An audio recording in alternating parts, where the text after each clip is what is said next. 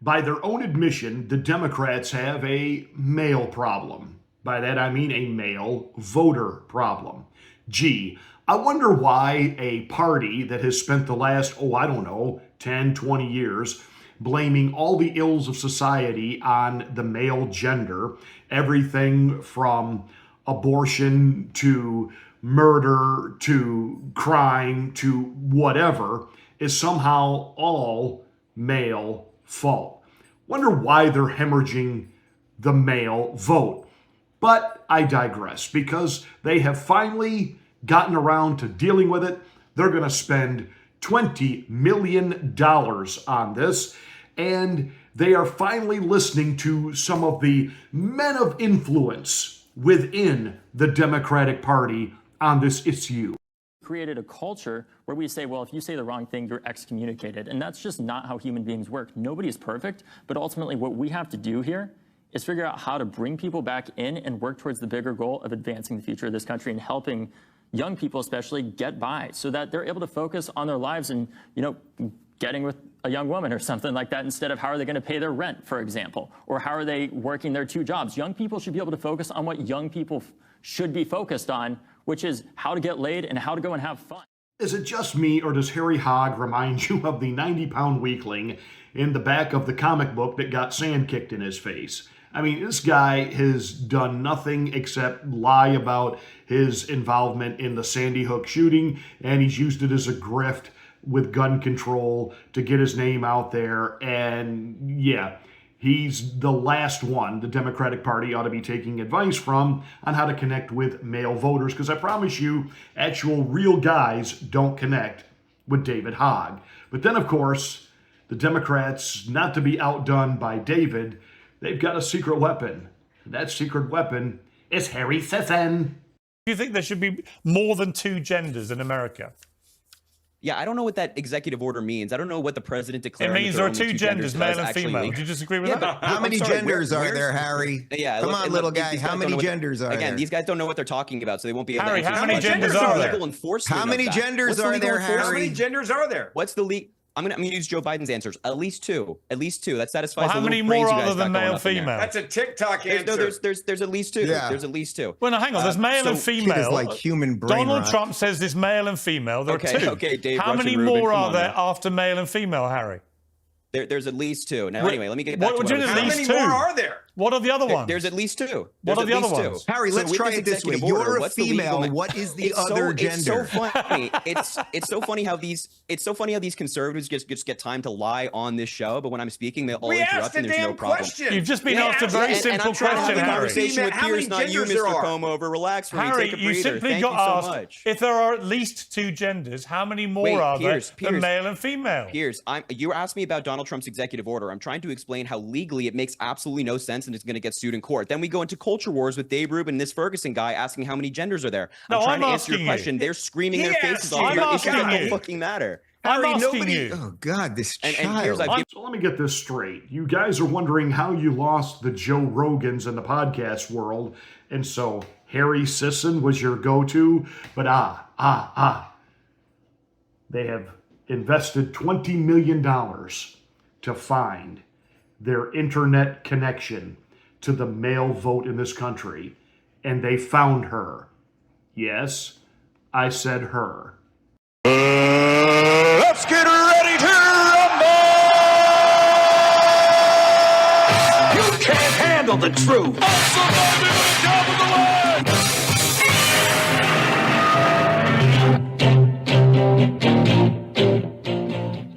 Hi, I'm Pastor Marty, and this is the Afternoon Drive. Make sure you're subscribed to the channel, and once you are, smack the bell, click the word all. That will give you notification of my rants, my ravings, my undeniably flawless reasonings. Please like and share this video. It's the only way that we get the word out that we're here. Thank you so much for watching and being a part of the Afternoon Drive.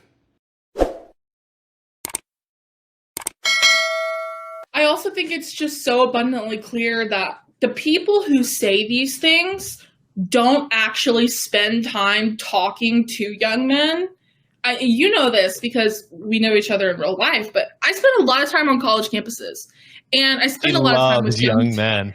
I love young men. I love frat guys. And in that, I realized, like, even the ones that identify as conservative are almost always pro-choice. They're almost always pro-gay marriage. You'd be surprised at the number of them who supported Black Lives Matter. And so I feel like people just kind of lump them into this box when the truth is, again, a lot of them are with us on the issue.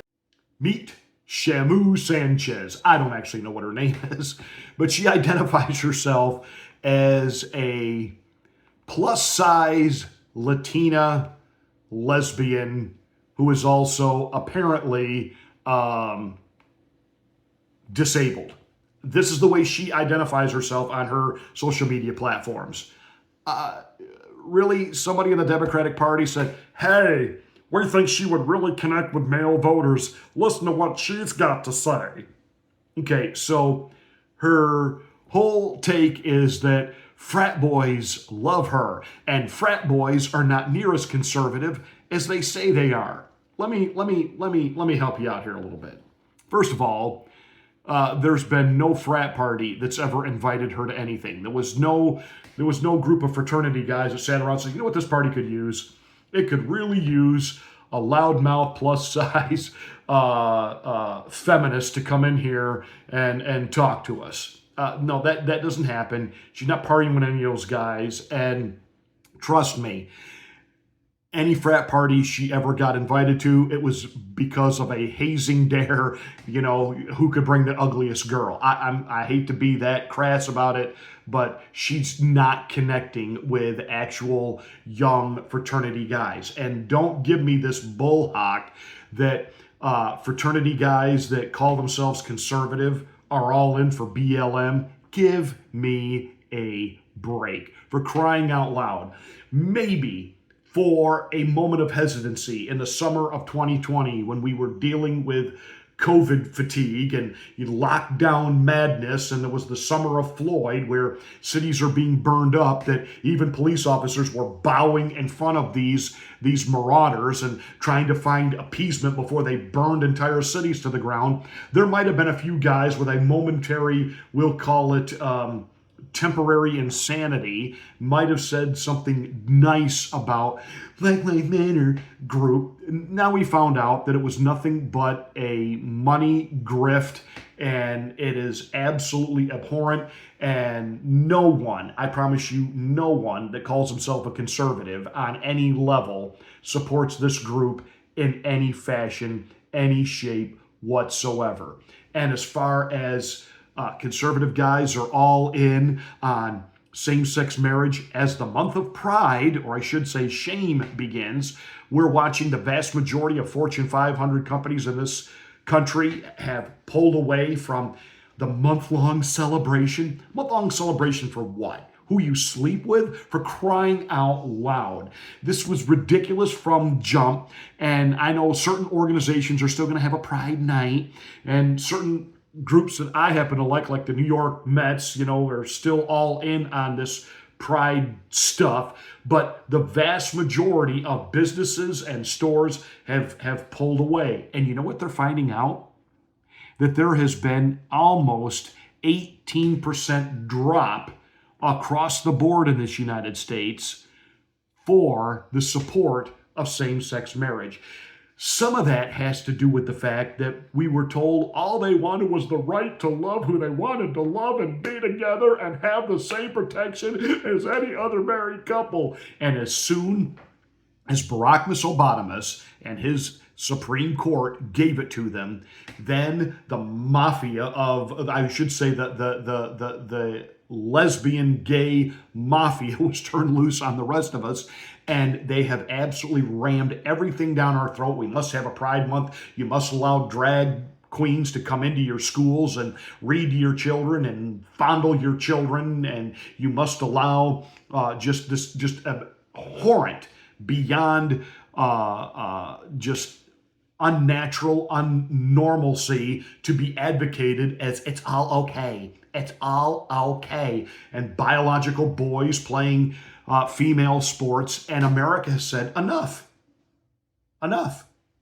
We gave you this and you're taking this. My grandfather used to say, give a mouse a cookie and he'll come back and want a glass of milk. I mean, the logical conclusion is once you said yes to that, you had to say yes to every other form of perversion. And I'm telling you, if we don't correct this, if we do not course correct this now, and you can laugh and you can scorn and you can blast me in the comments, but we're going to see an acceptance campaign launched that, well, you know, he can't help it that he's attracted to underage young people. Can't help it. Born that way. Born that way. That's how it starts.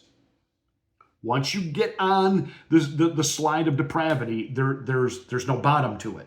It just keeps going lower and lower, and you keep sinking deeper and deeper into a literal sewer. And so, that all said, this Shamu Sanchez, or whatever she calls herself, she's going to be the representation now helping Democrats connect to young men. I think the Democrats have a really bad problem of every time we message to young men, we frame it in a way that is wrapped up in the same principles that we critique. We critique the patriarchy. We critique the way that men have higher hierarchy and power structures. And then we message to them as if not only is that the reality, but that they have to continue to be like that. So the example I use in the article is the issue of abortion. When we message to young men on abortion, or men in general, we do it from the position of, well, real men protect women. And if you care about the women in your life, you should be pro-choice. And that might be true. That is true. But we don't come at it from the approach of this is the reality that young men face about that issue. Because it's entirely possible that a young woman in college gets pregnant unexpectedly, and that could upend her life if she doesn't have access to abortion care. But it's also entirely true that the young guy who gets her pregnant, now he's on the hook to not only take care of this child. Did you hear what she said? She said, hey, on the issue of abortion, look, this affects conservative guys too, and we've just been messaging it wrong. See, haven't I told you that Democrats, they never learn a lesson after the thrashing they took in November? You would think that they would do some real soul searching and say, how did we miss on this many policies to the American people? And here's the conclusion they've come up with. Our policies are perfect. The American people did not reject our policies. We just didn't know how to explain it to them. So here's what she's saying. Hey, when you tell these college-age guys that, you know, if you don't support abortion, you're going to have to financially take care of this kid, as if these young men are all just depraved animals. They might be on the liberal side of thinking, but that they don't have a conscience of, I'm responsible for another life coming into the world. I have a level of obligation here to financially support, to emotionally support, to physically be available, to care for and help raise this child. But listen to what she's saying. Hey, guys, hang with the big fat chick, and I'll make sure that your girlfriend's put out for you. And if they get pregnant, I'll help you tell them they got to get the abortion and kill the kid because, well, you don't want to be financially responsible. That's the message the Democrats are sending. What year is it J.D. Vance will be done with his back-to-back terms as president, that we can start thinking now about who we're going to run then? Because if this is the course that the Democrats are on, MAGA will be in power forever.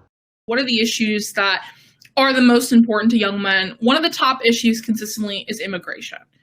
If you actually talk to a young guy about how he feels about immigration, am I allowed to cuss on this? Yeah, of course. Yeah, they don't give a about immigration. It's this idea of scarcity and competition of, if you're a young man in America, you are expected to go to college or go to a trade school, get a certification, get a degree. Then you're expected to get a high-paying job. And then once you get your high-paying job, you're expected to find your wife and to buy a house and to have kids and to do all of these things. And if you don't do that, then you're a failure. because you are the man and you are the provider. And if you can't provide, then you're not actually a man. And so we set the Republicans specifically, they set this expectation and then they make it almost impossible for young men to actually do those things, whether it's through not raising minimum wage, whether it's through the price of tuition going up, all these different things. That kind of little nagging, insecure voice in the back of the head, that's where Republicans really push through that ideology and get to young men, is because then they can convince them, well, this is the person whose fault it is. It's not your fault that you can't get ahead in America. It's the immigrants who are coming here. It's their fault because they're taking your high-paying job. What you just said is one of the most insanely idiotic things I have ever heard. Everyone in this room is now dumber for having listened to it. And may God have mercy on your soul. Guys do care about immigration, and not because it's the Republicans' fault for not giving them a living minimum wage. No, see, those are the Democrat guys. Those are the guys that call themselves Democrats, that still live in their mother's basement. You know, they work, I used to say they work 2 days a week at Blockbuster, but Blockbuster went out of business. So they work 3 days a week at Starbucks, and they think that that money should be enough for them to have a really hot car, have all the gaming systems they want, money to burn and party on, and that's the extent of how they want to live their lives. And basically, she is playing into this, hey, we need to let guys know that they can be underachievers and have it all. That is not the message of the conservative movement, and it is not the message that most real men resonate to. Again, I know this is shocking, but I have held this position, and I'm going to continue to hold it, that a minimum wage job is designed to be an entry-level job. Teenager, young person working their way through college, needing to make some extra money. That's a minimum wage job. You going off to college, getting a degree, going to trade school, learning a skill, you shouldn't be settling for minimum wage. Yes, there is something in this country about wanting to achieve and do better and do more. And yes, to be able to provide for and a good standard of living for the people that you care about. But see, she's killing all that and basically telling guys, hey, we know all you want to do is just lay around, get high, get laid, and have zero responsibility. And the Democratic Party wants to do everything we can to make that happen for you. Because at the end, remember, she really is a lesbian who really thinks that guys are just kind of only needed once in a while to procreate with straight females in the hopes of birthing more homosexuals and lesbians. She really all is into boss lady and wants a boss lady female, I'm sure, lesbian president. So, you know, she's going to tell guys, hey, you haven't got to do a thing to achieve. We'll just take care of it for you. Our voters in general, when they're deciding who they want to vote for, they want a mom and they want a dad. Not to be homophobic, because there can be, you know, same-sex parents here. But they want a mom and a dad. They want someone who, in times of uncertainty, can bring them comfort and can make them feel like there's someone there for them. And then they also want someone who's going to be stern, who's going to have their back, and who's going to say the tough things that need to be said. And I feel like we try to offer voters comfort, but instead of coming across as like mom or dad, we kind of come across as like the aunt who you kind of don't like her, but she gives you really good Christmas presents. So like every once in a while you'll go visit. Like I feel like that's kind of how we come across as like, well, I don't really trust the Democrats and I don't really like them that much, but the Affordable Care Act was cool. And like that's kind of the extent of it. Is how people feel about us most of the time. Just like a woman. So the Democratic Party is the annoying aunt. No, the Democrat Party is the nanny state. The Democrat Party is the party that's constantly telling people, you can't do this, you can't do that, and you can't have this, you can't have that, you got to take sugar out of this, got to take this out of that, gotta. The over-regulation party. And we'll tell you when you can take the mask off, and we'll tell you when you can go outside, and we'll tell you that is what has killed the Democratic Party. Not because they're the annoying aunt who gives really cool Christmas presents. And by the way, when she gives the illustration of the Affordable Care Act, what college-age guy has on his mind at all Obamacare? Yeah, exactly. But hey, Democrats, you've picked a winner in Shamu Sanchez.